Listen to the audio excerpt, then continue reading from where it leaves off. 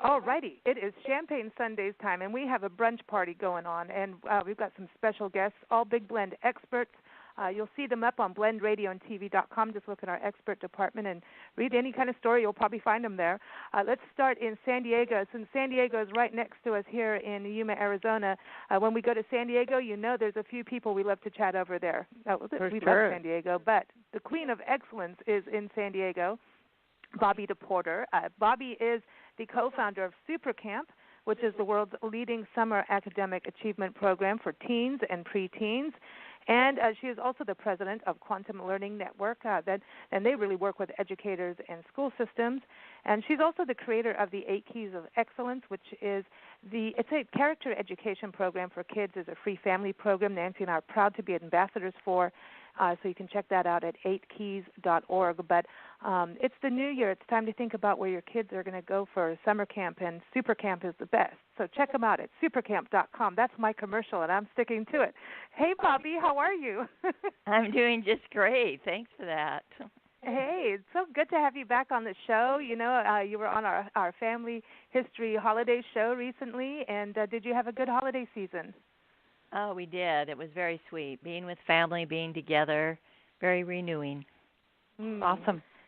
And it's really good to have you back for 12 years now, Bobbi, and it's pretty amazing. I know. I heard that it's been 12 years, and I went, wow. I know. And it's gone by. Really, really, really fast here. You know, it's amazing, and we can't wait to be.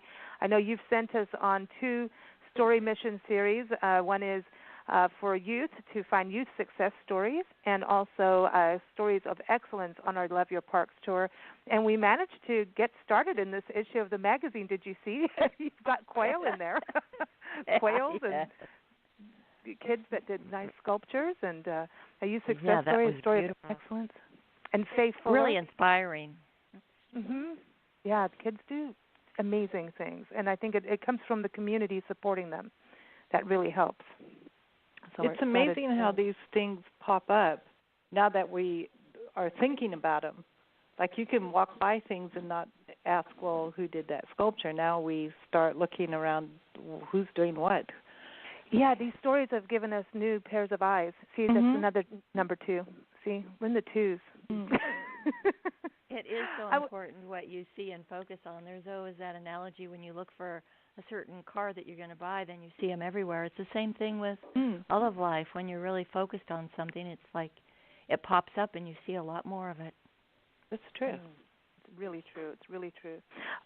So get back in the Big Blend bus, Bobbi. We're going on a road trip. Are you ready? Yeah, I'm ready. we're gonna go see our Hollywood historian friend up in San Jose. You know, one of the wonderful series of shows we did with you and Steve Schneikert was talking about the 8 Keys of Excellence and how they resonate with movies. And now you can't look at movies differently, right? It's like Absolutely. Every story there's new stories in there. Steve Schneikert, you hear his Hollywood history segments on our show all the time, and sometimes he's on a radio play as Carol Channing. You never know. But welcome back, Steve. How are you? Hey, thank you for having me back, and I'm doing great.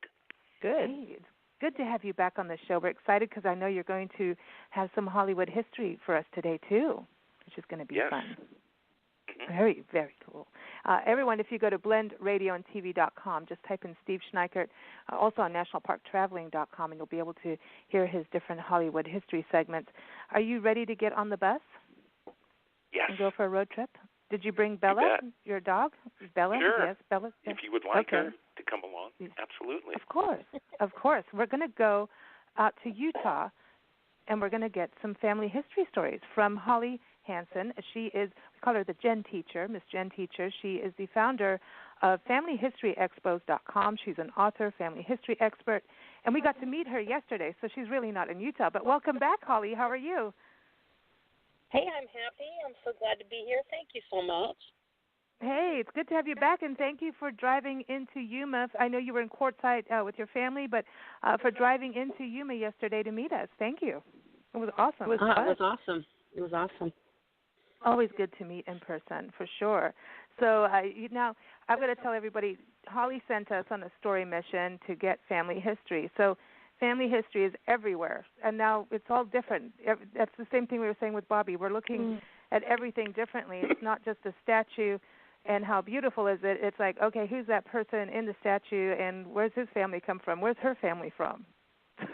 It's crazy because everyone has history. Yeah. That's right. Well, good to have you back here. Also, we're going to go across, so everybody get back in the car, on the bus. We're going to go across to Central Kentucky's land of bourbon, horses, and history to meet up with Stephanie McMillan. She is the executive director of the Springfield Tourism Commission, and we get to meet with her again this year. Stephanie, how are you? I'm so excited. It's 2019, and that means you're coming here. I know. It's going to happen. Now, what's so great is that when we talk about here we are in Yuma, Arizona, that's where we met you. Now you're in Kentucky. I know. It's a small world. I know. Isn't that wild? It's so crazy. And now we're going to come up and see you this year, and apparently we're going to be covering some Abraham Lincoln history with you. Isn't that true? That's exciting. We've got some big news coming up. I know. Everybody, go to visit SpringfieldKY.com to learn more about this amazing destination. We can't wait to see you in person again. It's been far too long, and we can't wait to come explore Springfield. We've been talking about it for 2 years, and now it's back to the number 2 again. It is. Anyway, I know. I don't think I should walk around saying number 2 too much. People may think it's the wrong. Uh-oh. Sorry. It just dawned on me as I was saying that. Okay, so let's hop over to England. We're going to go to Norfolk, Okay, I vote England. that I'm number 1. Oh, God, of course. Because I don't want to be number 2. I know. We're going to go meet up with Glenn Burrows. Glenn is a family history expert and owner of Norfolk Tours in England. He's also part of an organization or heading up and leading this organization called Visit Breckland, so a lot happening over in England. But I encourage you to go to his website, norfolk-tours.co.uk. Glenn, welcome back to the show. How are you? I'm fantastic. Thank you. Looking forward to this one. I know. This is going to be fantastic, and I know that you're heading up Visit Breckland. So is Breckland near Norfolk? Is it all connected? Breckland is an area within Norfolk. It's a district council area, and most areas within Norfolk have their own tourism organisation, like, Visit the Broads. And no, the Broads are not women. The Broads are lakes in Norfolk. Then there's Visit North Norfolk, Visit Norwich, which is the city. But there isn't a tourism organisation about Breckland. So as I live in Breckland, I thought it's about time we had one. I like it. I think that's a smart thing. That's smart. It's good. Are you paving the way so that Nancy and I can be visiting you soon? Well, your partner likes to hop over. I'm getting a little bit resentful that you see everybody else and people pop in and see you and you haven't popped over to see me.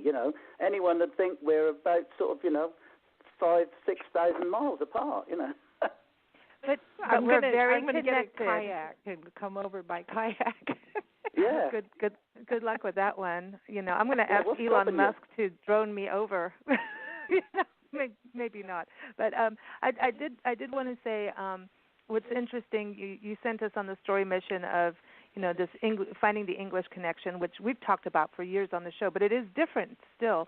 And we found out, the last segment we were talking about John Butterfield, the creator of the actual Butterfield Mail Overland Route. And so you did an article. It's in the Parks and Travel magazine now. And then Nancy and I sat down. We're like, we have to give this story of this route. And my gosh, we have so much more to talk about on this Butterfield route. We're actually sitting in the corridor of the Butterfield route right now here in Yuma, Arizona. And we were actually right out the mission, Fort Yuma, where these wagons this guy created, it's crazy. You would sit 9 people on 3 benches that were swaying, and you're all squeezed in this little wagon and going across the country in 23 days. Isn't that crazy? It sounds like an amusement park. Not for 23 days. I don't think days. people would have been very amused, though. but but this is the connection. So, what I wanted to do, I know we're going to talk about Abraham Lincoln, his amazing, legacy and his history, and there's definitely this big connection between Stephanie's area of Springfield, Kentucky, and Glenn over in Norfolk, and some amazing things are happening. But first, let's have a toast, because that is family tradition here. Let's toast to the new year. I want to know from each of you, what are you toasting to? What are you happy about? Let's start with you, Glenn. Well, what am I happy about? I am happy because in November our daughter gave birth to our first grandchild. So little Erin Elizabeth arrived here on the 15th of November, and I couldn't be happier. So I'm going to toast to my little granddaughter Erin and wish her a very long, happy life. Oh, I love that. I like that. So let's go to Stephanie. What's in your glass? Are you having peapod tea? Peapod tea, yes. It's good any time of day. It's really brunchy, and yes, peapod tea. I think the biggest thing that I would like to toast is to making new friends and discovering some parts of the old stuff that we have here, and I'm referring to the Lincoln Connection. And I'm looking forward to 2019 adding a new chapter in history. That's a big one when you think about that. This is huge. Everybody stay tuned. This is so cool. This is so cool what's about to happen. Exciting. I know. Holly, what are you toasting to? What are you happy about? I'm happy to be alive and the opportunity I have to travel throughout the country, and I'm going to England. And I'm going to meet up with Glenn if we can make it happen. So I want to toast to my first time in the UK and cool. meeting another great friend that you guys helped me make. Wow. Awesome.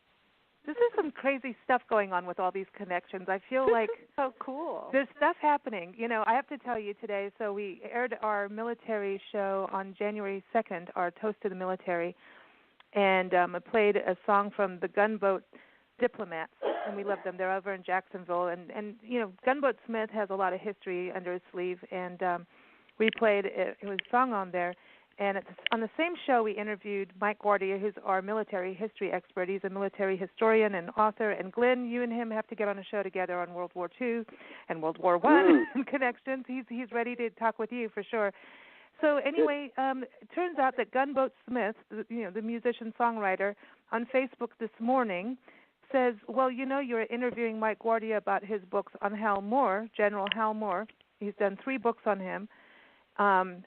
Incredible leader in military history, and it turns out that Gunboat Smith met Hal Moore's son in Afghanistan 3 years ago. How wild is that for these connections that's going on? So I'm feeling all broody here. I'm loving this. This is so cool. So I love these connections that happen, that we can make this no matter what's going on in the world. Us individuals can, we can have countries and leadership that may not do what we want, or they are, but people sometimes feel divided. But these examples are proof that we are still connected, and that we should, foster those connections as much as we can. Steve Schneikert, our Hollywood historian, what are you toasting to? Well, I am toasting to happiness, health, and kindness for us all. Oh, I love that. I'm so glad you put kindness in there. Yes, kindness is good. I love that. I love that. And Bobby DePorter, what are you toasting to?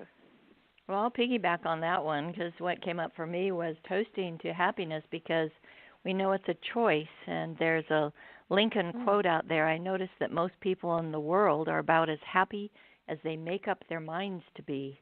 So it's like when I wake up in the morning and headed off to wherever I'm headed, it's like a choice. It's like checking in with myself and my attitude of, how happy am I, and how that reflects to other people. And then for what's coming up this year, I'm excited we're having a Quantum Learning Conference the end of February, and we have our partners from 5 different countries are flying in, plus a lot of long-term schools. So we've not gotten them all together before, so that will be really fun for us. Oh, wow. I love that. I saw a video that y'all posted on Facebook, and I was just like, how cool, you know, to see all these connections. Isn't that, again, here it is. It's all about that. Yeah, this is cool. Okay, so Nancy, what about you? What are you toasting to? Well, I had this one thing I was going to do, but then I started thinking about the missions were sent on as changing glasses because of the new way of looking at subjects that we've delved into before, but somehow it's different when somebody assigns you a task. And so I'm toasting to looking at the world in 15 to 20 new pairs of glasses.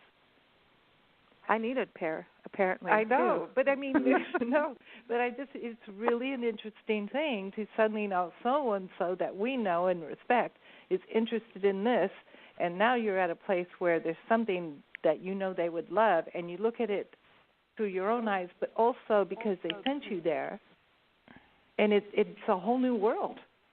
It even gets to gazebos. Jim Ostick, our friend Jim Ostick, who's, you know, walked the circumference of the country. He's hiked the Pacific Crest Trail. He's cycled, the circumference or the perimeter of the country. He walked across the country. I mean, he's about to do another big adventure. Has this thing about gazebos, and so everywhere we go, and anybody who can do this, send him photos of gazebos. He doesn't want to lose this art of people being able to sit in a gazebo and you know, it's a gathering place for the community, and it's good for parks too. And so that's when you say that, it's now crazy. Like yesterday, we're running around, and half the time I'm like, "There's a gazebo over here. There's a gazebo over there." It's like suddenly, and before I would have walked past the gazebo. Right. You would have even had a picnic under one, but not thought about gazebo. The importance of the gazebo. Right. Well, I'm toasting to everyone who has been part of our journey, because really it has been a wild one. We've gone through so many changes in the world of publishing and broadcasting. Even photography, when we started the magazine, digital photography wasn't really happening. So it's really changed in so many ways. And you know, to me, I am toasting to change, positive change, being aware of change, and you know, going on this tour allows me to recognize that change is inevitable. It's a wild ride, but it's change. Embrace it, and it's our choice, like Bobby was saying about Abraham Lincoln, it's our choice to take situations and make them positive and to understand them. And I think the 8 Keys of Excellence teaches us about how to prepare yourself for things in life and how to make them something positive, how to make successes out of something that may not have been successful. So I toast to change. Yeah. I like that. And positivity through it. Okay, so now we're going to talk about Abraham Lincoln, but we also want to talk about the 8 Keys of Excellence, and before, so that we can tie in some of Abraham Lincoln's legacy and some of his leadership skills. I mean, and just as a human being, he's really someone to look up to. Bobby, do you want to give us an overview of the 8 Keys? Yes. The 8 keys are principles to live by, and the first is integrity, match behavior with values, failure leads to success, learn from mistakes, speak with good purpose, speak honestly and kindly, this is it, make the most of every moment, commitment, make your dreams happen, ownership, take responsibility for actions, and flexibility, being willing to do things differently, and balance, live your best life. I love the balance. Got to have the balance. It's a good time to bring that one up. So when you think Abraham Lincoln, he was the 16th U.S. president. He was a statesman and a lawyer, and it's very interesting, his history, and we're going to talk with definitely with Stephanie and Glenn on this amazing connection they have. But Bobby, when you think of Abraham Lincoln, would you say he led a life of excellence? And I want you to kind of touch in on the importance of excellence versus success. Yes. Well, first with Lincoln, it's always he's said to be a model of virtue, and it's about he had so many great accomplishments, but mostly what stands out is his character and qualities. And so, you know, that he came from a place of excellence, which is ongoing, it's forever, where success can be a goal or something that you accomplished. So, with Lincoln, he wasn't successful at everything he did, but what he did was, he always says that he, learned from his flaws, that he wasn't born with talents or developed them, but he always was learning. And so that stands out for me as that character quality of learning, and the other is responsibility. Oh my goodness, our nation is a result of him taking ownership and responsibility for a lot of things to that where we are today, the direction.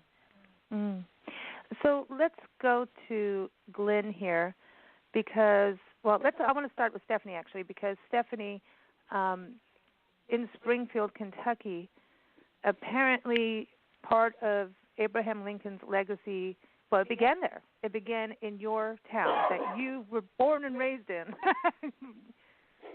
Yeah.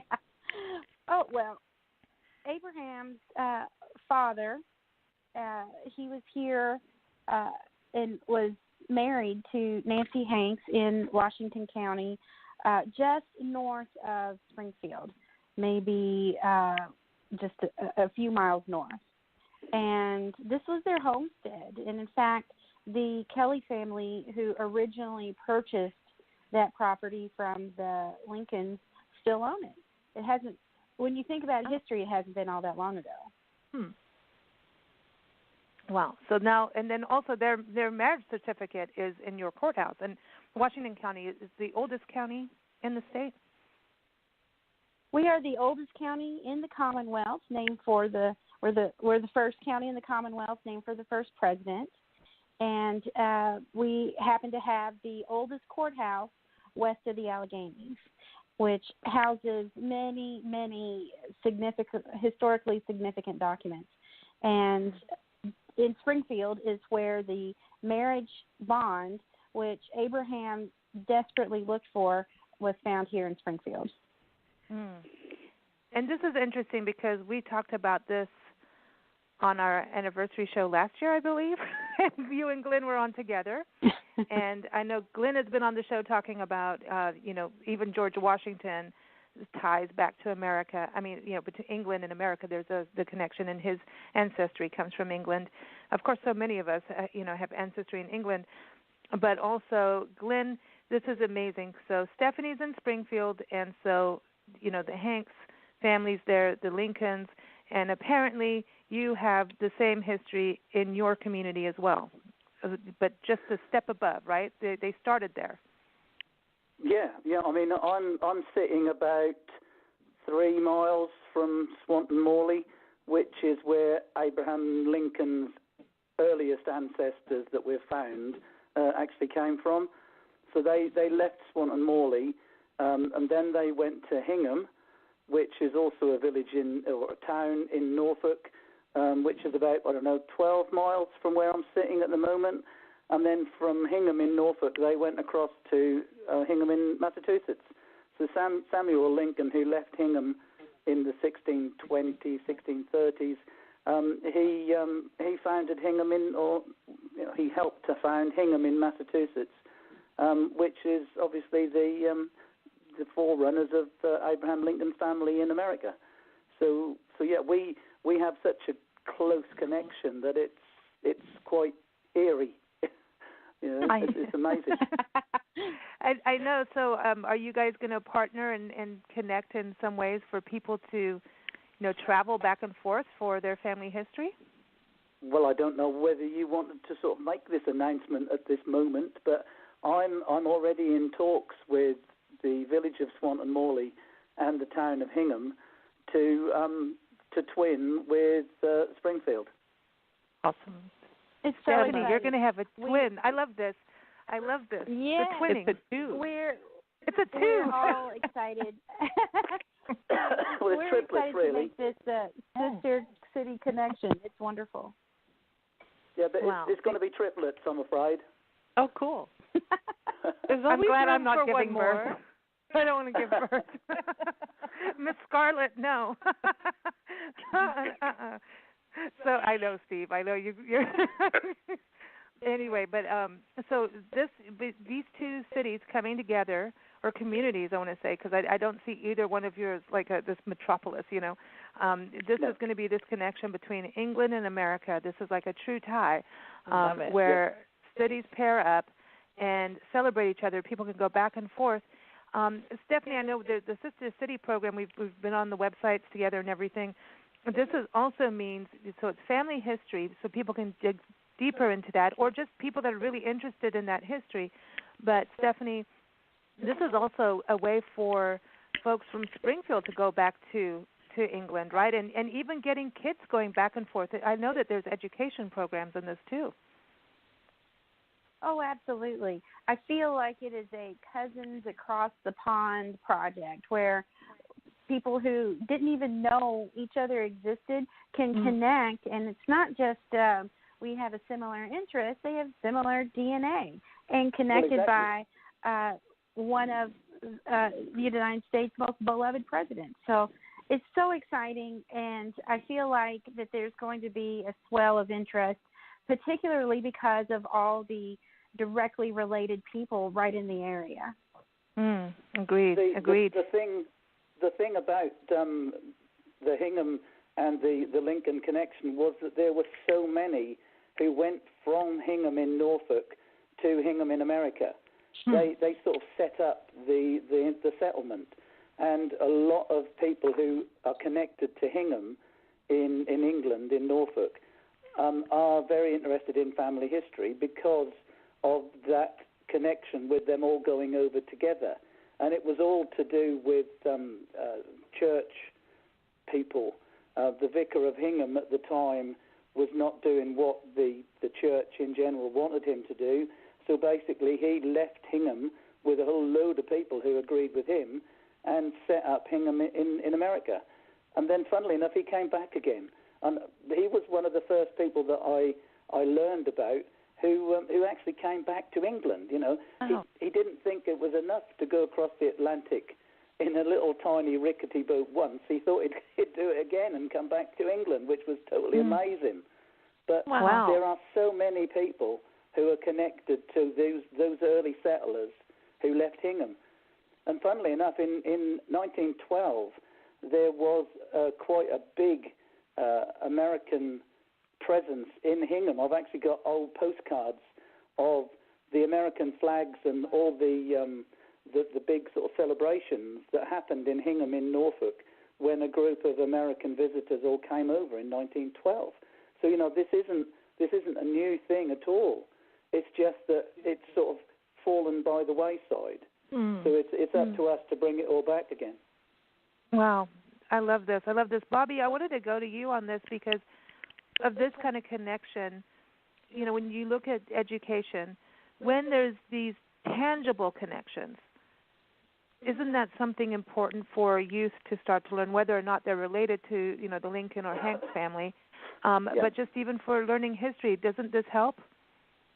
Yes, it makes them feel better about themselves, richer, to feel that connection and sense of belonging to something bigger. That sense of belonging is just so important, and the pride that comes from that.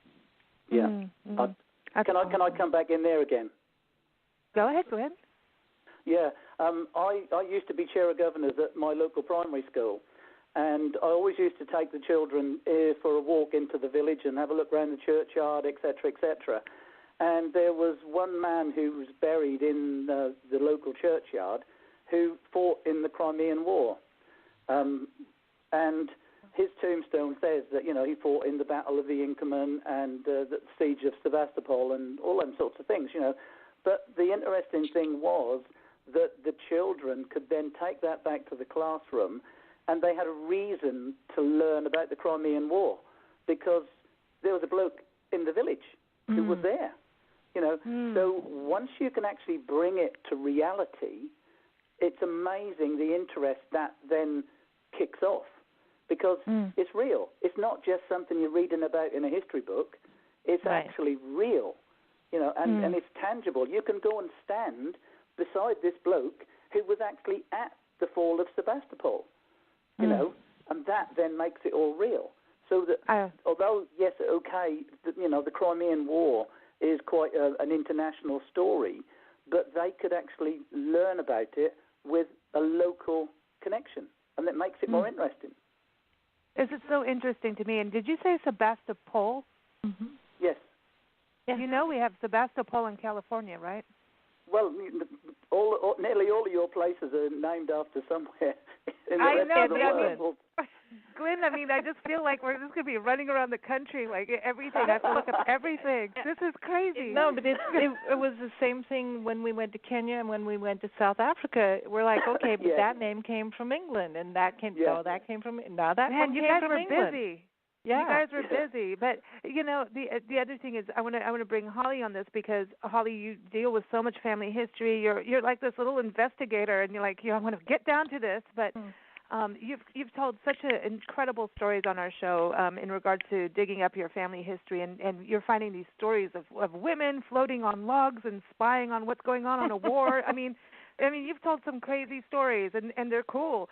But apparently, you have a Lincoln story that you can share. I do. I have a Lincoln story. Amazing. Just a little bit of background. My great-great-grandmother was born in Burke County, Georgia, which is close to Augusta. And Augusta was a military center.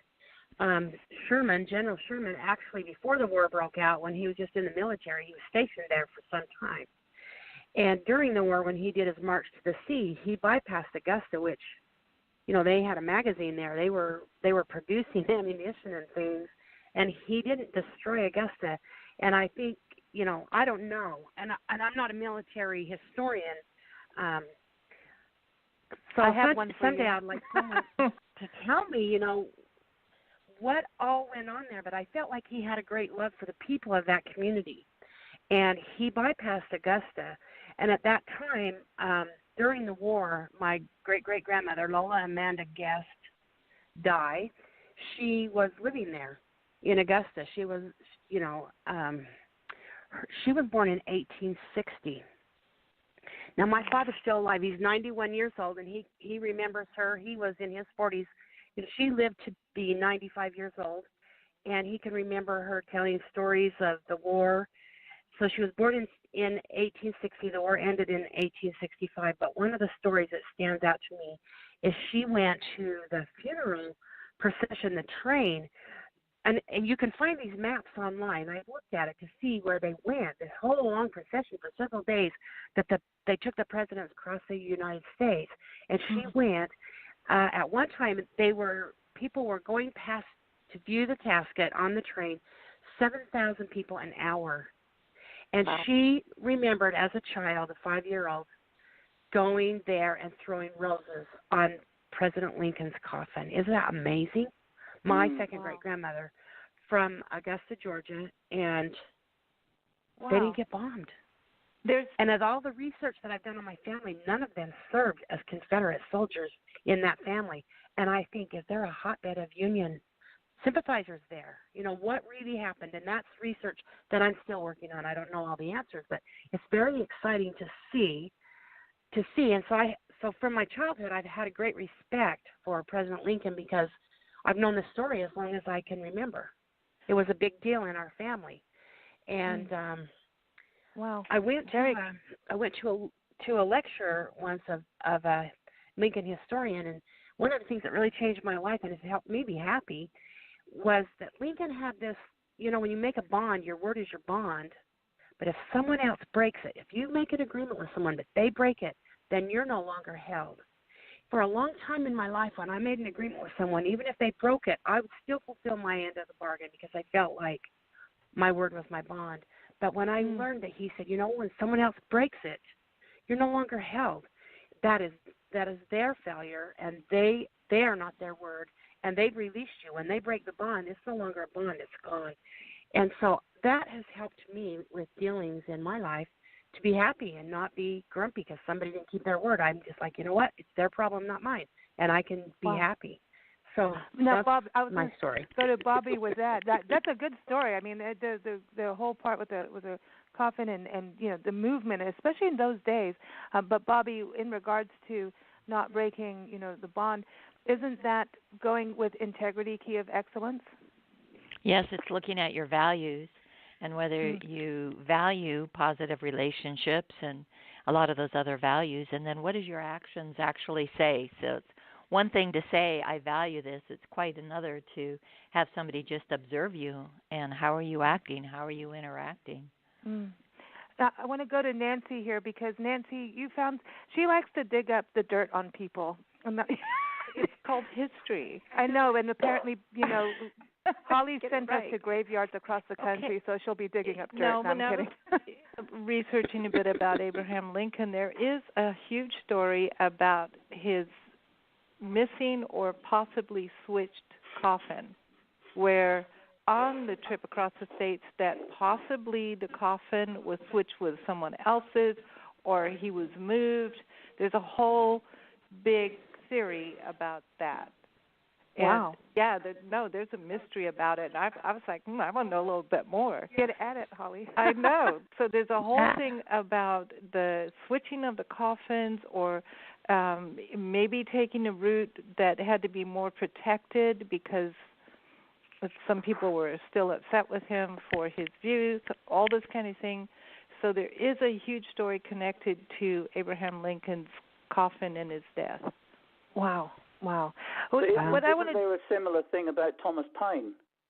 Oh, yeah? Wow. I'm sure Thomas Paine's body was lost. And again, Thomas Paine came from Thetford in Norfolk. So it seems strange that, bodies get stolen, a bit like Charlie Chaplin. I don't understand it myself, but it's interesting. I love Charlie Chaplin. No, but I mean, why would somebody steal a body? I don't know. Oh, and you know what? Everyone has to hear Steve's Hollywood History on Ellis Island and Charlie Chaplin. He was pretty interesting, man. I'm just saying. That's on nationalparktraveling.com. Just type in Charlie Chaplin. I think it'll come up that way. I'm not sure. But speaking of Hollywood history, integrity, Steve, are you ready to perform your Hollywood history segment? Yes. Okay, everybody, stay tuned, and we got some special Hollywood history from Steve Schneikert, and he's going to give us a little story about Abraham Lincoln. So here it is.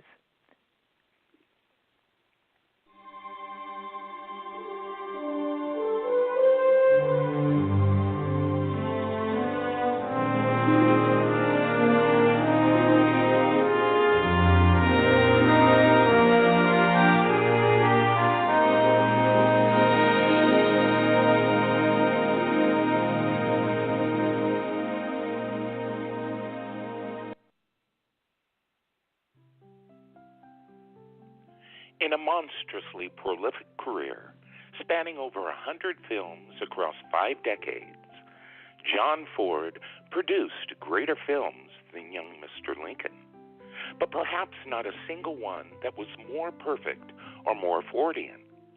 None of the others saw the same combination of the director's fervent love of his country, his cynical humanist view of small-town hypocrisy, his treatment of the great man as a reluctant guy just doing the right thing because someone has to, and his passion for the mythology of American history. And all of it centered around one of the finest performances ever given by one of Ford's finest leading men, Henry Fonda. Less than 15 seconds after we've met Abe Lincoln, we know everything that Ford wants us to think about him, having been primed maybe by growing up with the same stories that Ford grew up with about Honest Abe, among the simplest and wisest men ever to occupy the White House, a figure of homespun American, where Washington or Jefferson is more of an unearthly legend. Lincoln is the famous old president that you could sit with on the riverbank, watching the fireflies come out. That is the Lincoln that Ford loves and wants us to love too. And he packs all of that into every gesture of his movie. Ford loved Lincoln. This is a truth established again and again in his films. He saw in Lincoln a great moment in America's development, not just a man who was a great American. So his Lincoln biopic does not shy away from treating that man as an icon. though he could hardly have been aware of his own iconography in 1837. And this young Mr. Lincoln is not in the event a celebration of a single one of the man's achievements. The only plot in the movie is a murder case that was invented by screenwriter Lamar Trody, based upon an event in Lincoln's career as a lawyer from 20 years later on, but of his character and what it says about our national character that we elected him, and years later set him up as an example to all as the kind of fair and progressive farmer philosopher that all Americans should aspire to become. Modern audiences will no doubt find the trial portion of the film quaint, but rangy, folksy, slow-spoken, and self-deprecating Fonda embodies the young Honest Abe persona as comfortably and naturally as the frontier clothes he wears, and toys with the familiar top hat like a man contemplating a destiny that is both awkward and inevitable. He even looks the part to a surprising degree, with the familiar unruly hair and sunken cheeks. Young Mr. Lincoln is a refreshing change of pace from the aggressive histrionics of today's cop legal thrillers and TV shows. It may be hokum, but this film is good old-fashioned Americana hokum, as only John Ford could deliver it. I'm Steve Schneikert, and this is Hollywood History as I recall it.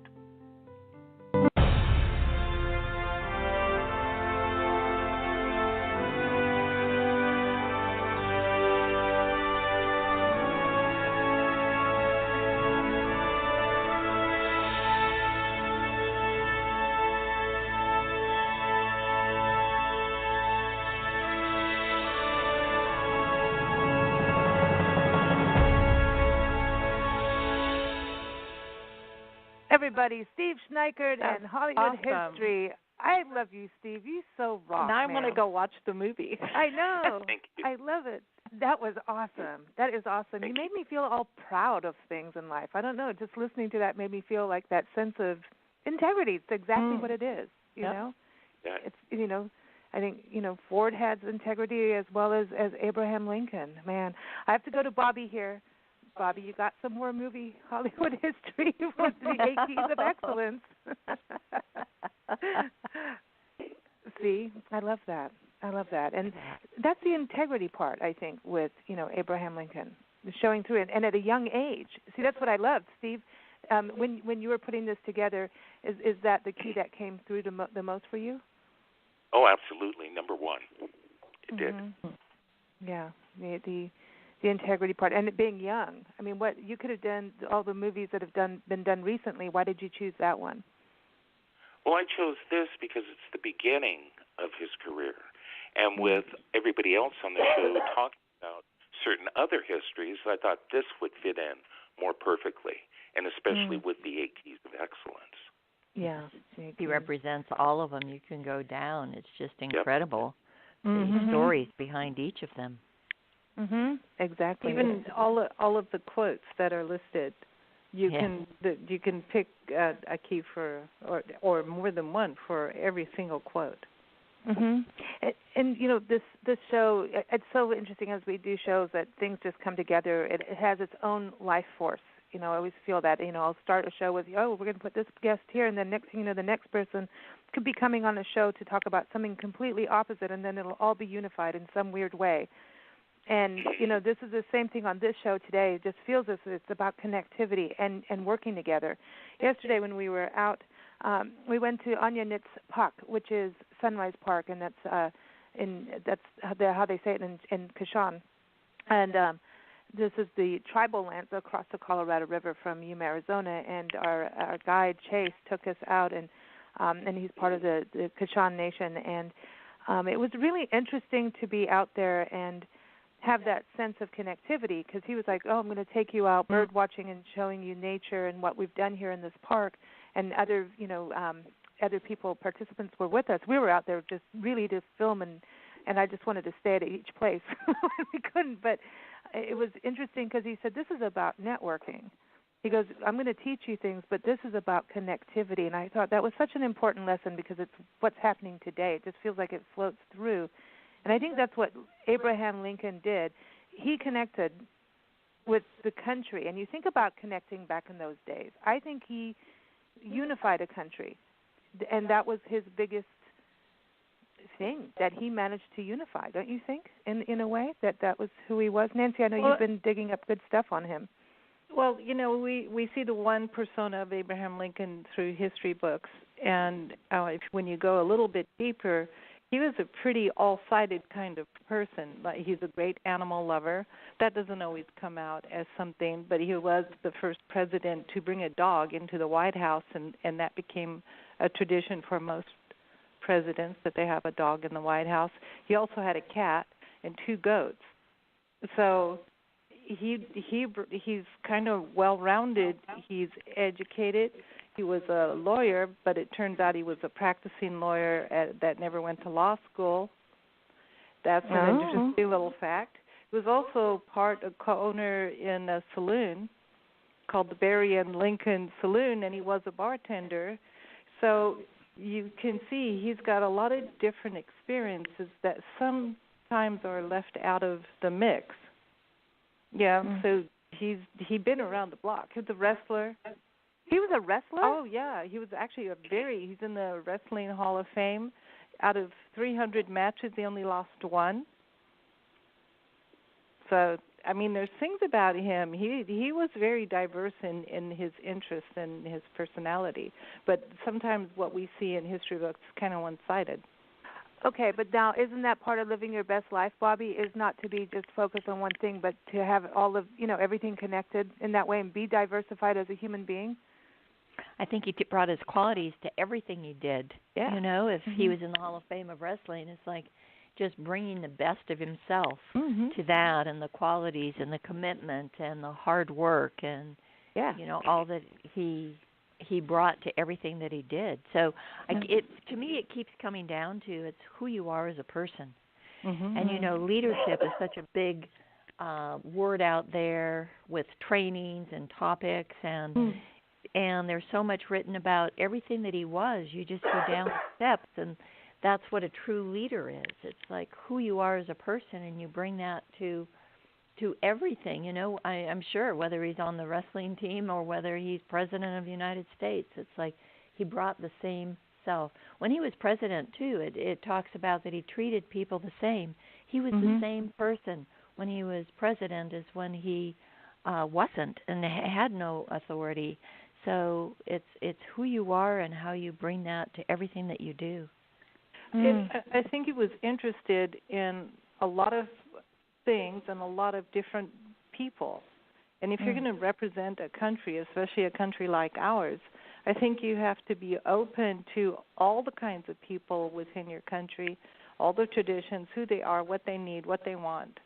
And I think that all of his different experiences led him to being a good leader, not just of one faction of a population, but for all the people in the country at the time.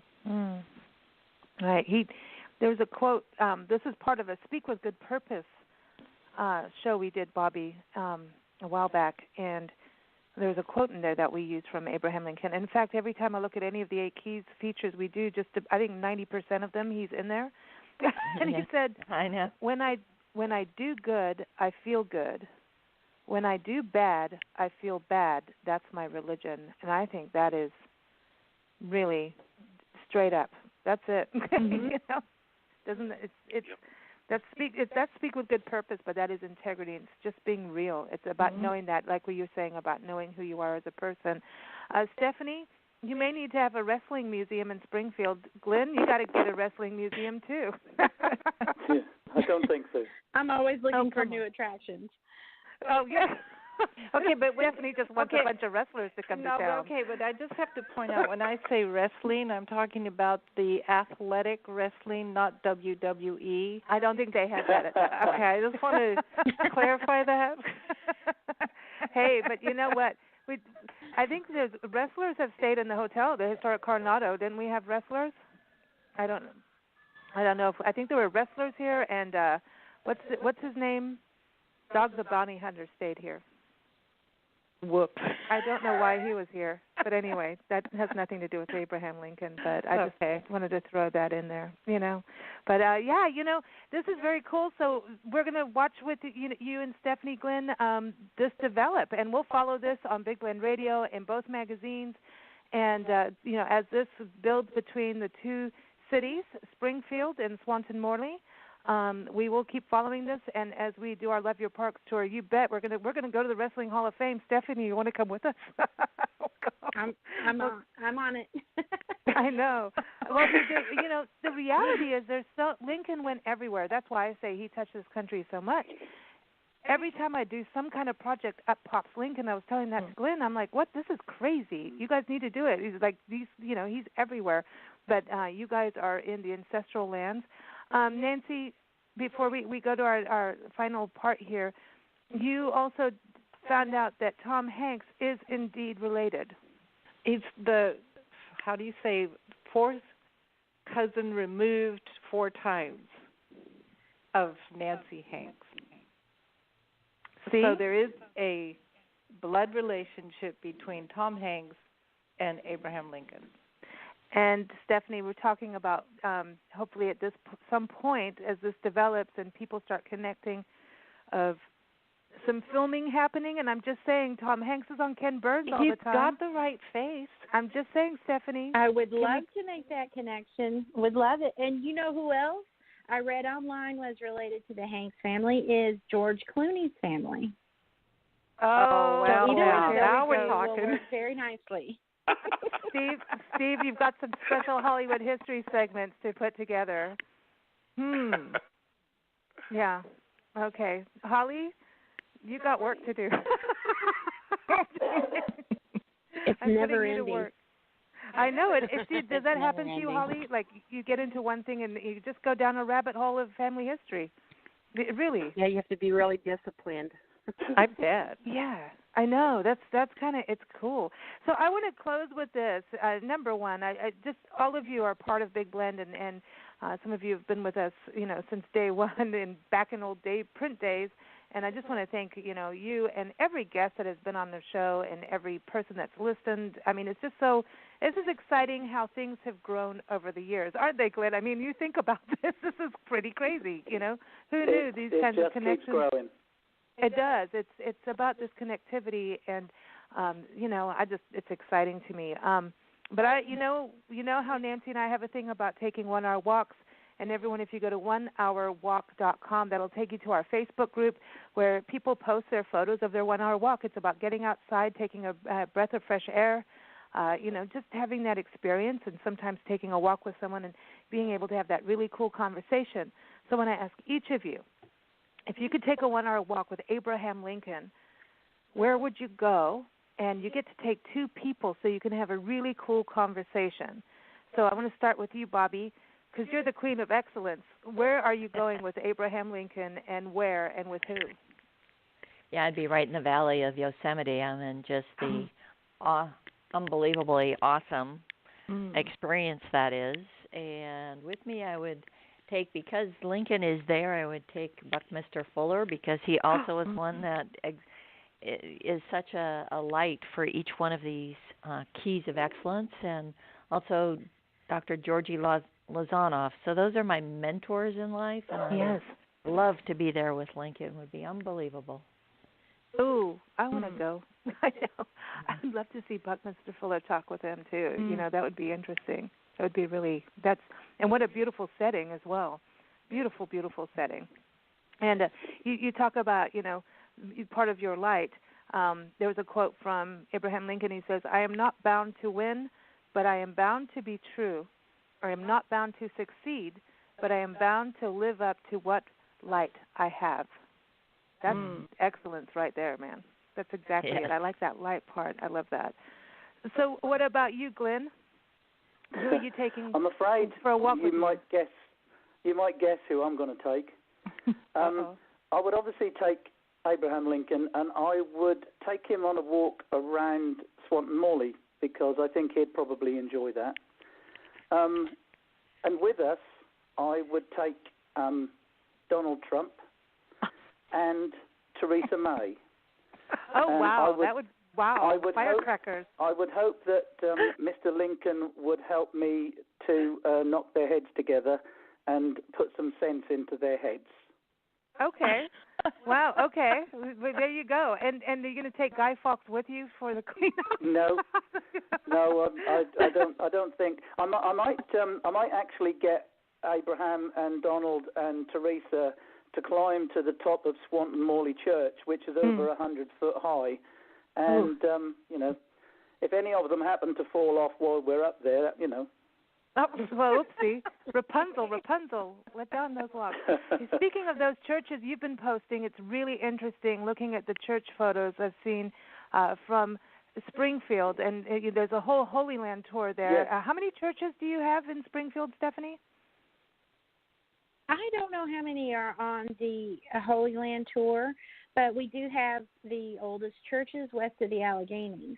And one in particular, St. Rose, looks remarkably like one that is posted where Glenn lives. I to get on and look at that. Yeah, that is incredible. Yeah. Oh, man, we're going to have like a church off. We'll take photos over there and compare them to churches over, because, it's going to be that style of building at that point, right? That architecture at that time, of bringing it from England over to there. So we need more glasses, Nancy. We need a lot of glasses. I swear. I love this. Well, Stephanie, who are you taking a walk with Abraham Lincoln, and where? Well, where would be right here. And the number one reason is because Lincoln had this furious search to find proof of his parents' marriage, and they didn't find it until after his assassination. So I would love for him to come over here and see it with his own eyes and see the statue that we have erected right in the middle of town, dedicated to just that very thing, the marriage bond. And then I would also take a walk with him at our Lincoln Homestead State Park, where it's beautifully preserved, and just to get his impression on it. And the people I would take is probably more than two, because his family members are right here in Springfield, and I would just love for him to hear what's been going on since his days, and vice versa. So it would just be an incredible thing to imagine. Cool. Wow, that'd be like a whole bunch.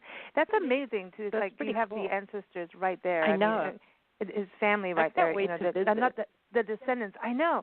I read up about the closest descendant to Abraham Lincoln, and it's a lawyer in Florida or something, and he will not talk about it, and there's scandal. But anyway, there's scandal. There's always scandal. Scandal with this attorney. I want to know more. Holly, get on it. So, Holly, where are you taking a walk, and with who? I am a family historian, so I would want to walk in Georgia with my great-great-grandmother when she was a child, and what it was like for her living through the Civil War and seeing him as a great leader. And my father, I'd like to take my father because of his love of the family, and so we could see what that was like through President Lincoln's eyes. That's cool.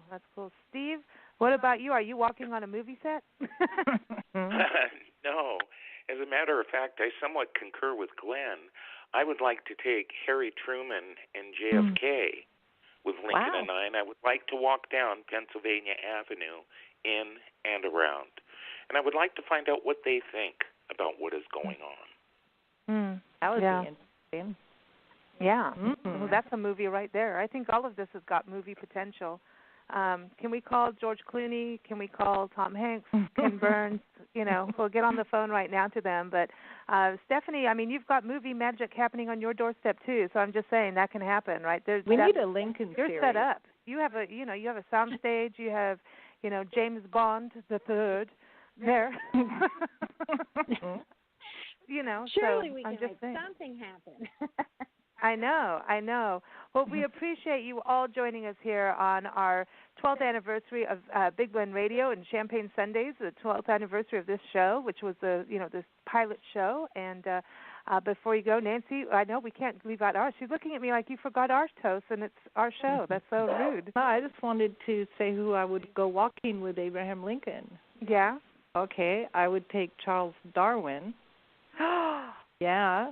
And I would also take John Jarvis, who has retired from leading our National Park Service. He did an amazing job, and I don't think he gets the recognition he deserves. He has kept our national parks safe for years and years and years, and brought them forward, cleaned them up, kept them safe and protected. I'm sure he's going crazy right now with what's happening, but I'd like to get Charles Darwin and John Jarvis together and have them write some protectionary bills for our national parks, our state parks, our natural lands, so that no matter who gets in office, they can't be destroyed. Exactly. And can people stop trashing our parks? You can behave yourselves. I'm just going to put that out there. Well, that's true. If you're going to go into a park, you can take your stuff out.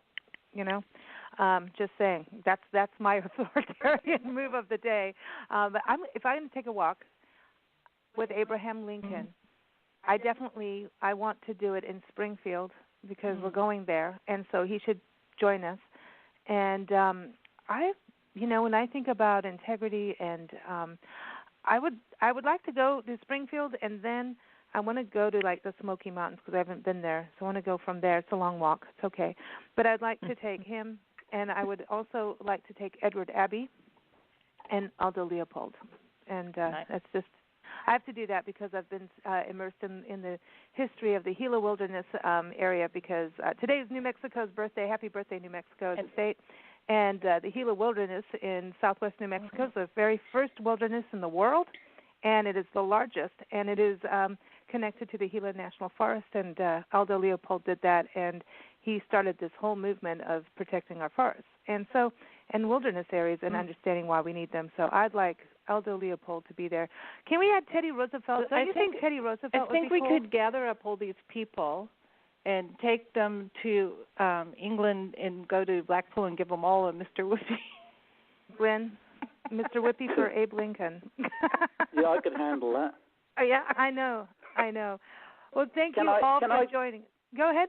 So I just want to sort of let everybody know that I wouldn't honestly push anybody off the top of the church, just in case anybody thought I might do.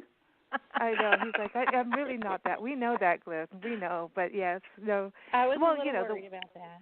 Yeah, Can you give me a rope so I can be like Tarzan?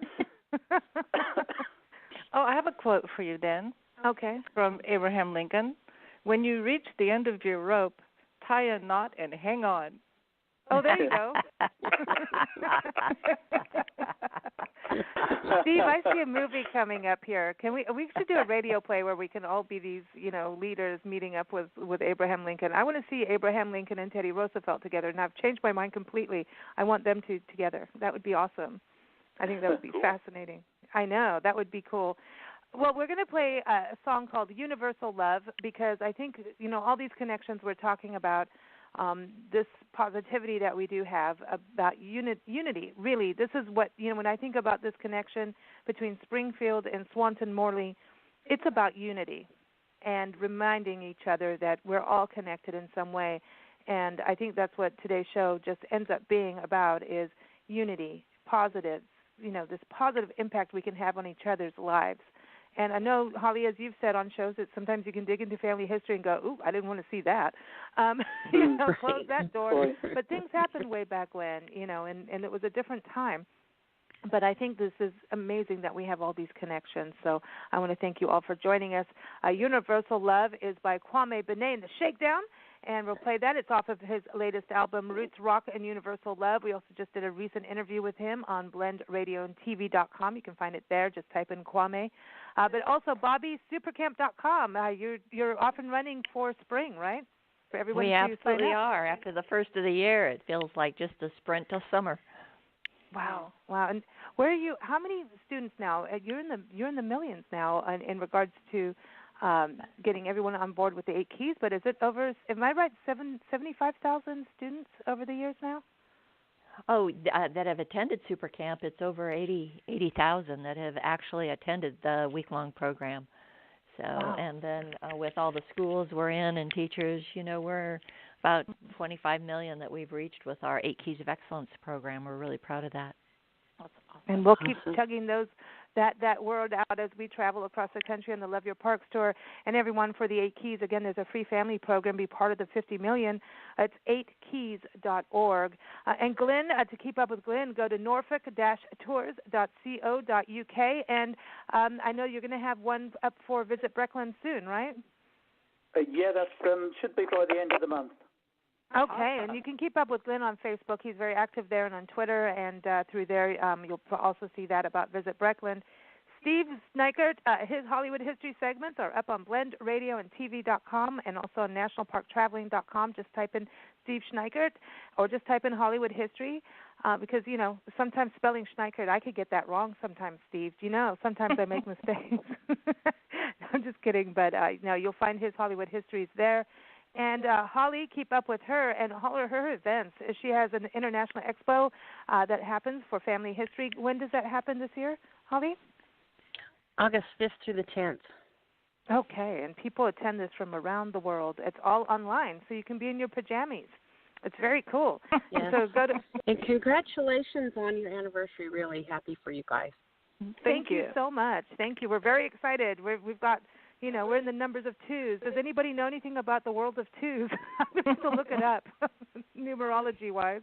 Everyone, FamilyHistoryExpos.com, and keep up with Stephanie over in Springfield, Kentucky. Go to visit SpringfieldKY.com, and Stephanie, we'll see you soon.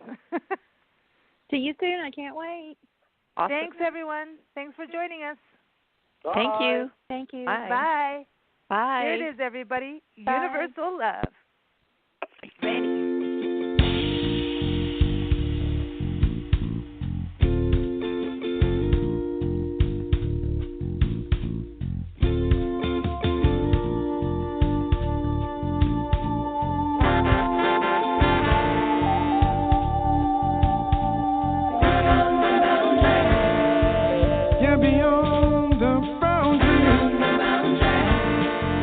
Boundaries of your mind. Beyond the boundaries,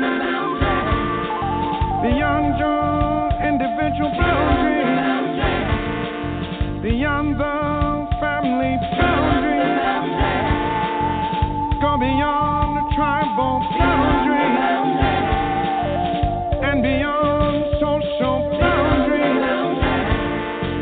Yes, beyond